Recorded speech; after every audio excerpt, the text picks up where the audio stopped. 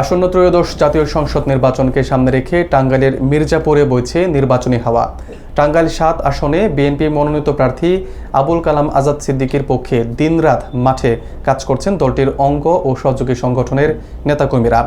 এরই ধারাবাহিকতায় গোড়াই ইউনিয়নে ব্যাপক গণসংযোগ ও লিফলেট বিতরণ কর্মসূচি পালন করা হয়েছে। বিস্তারিত থাকছে ইফতেখার আহমদের প্রতিবেদনে। নির্বাচন যত ঘনিয়ে আসছে, টাঙ্গাইলের মির্জাপুর ৭ আসনে ধানের শীষে প্রচারণায় ততই তৎপর হয়ে উঠছেন বিএনপির নেতাকর্মীরা। ১০ নম্বর গোড়াই ইউনিয়নের সৈয়দপুর শাখা বিএনপির উদ্যোগে আজ নির্বাচনী প্রচারণা ও গণসংযোগ কর্মসূচি পালন করা হয়। এতে বিএনপি মনোনীত প্রার্থী আবুল কালাম আজাদ সিদ্দিকীর পক্ষে ধানের শীষ প্রতীকে ভোট চেয়ে ভোটারদের দ্বারে দ্বারে যান দলীয় নেতাকর্মীরা।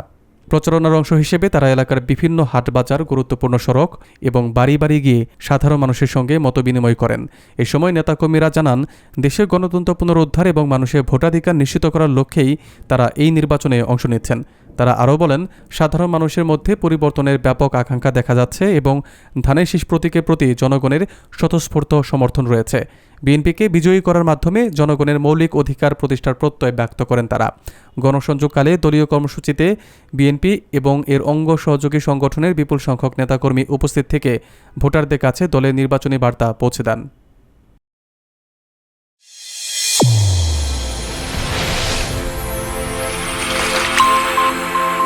চ্যানেল A1 হৃদয়ের স্পন্দন।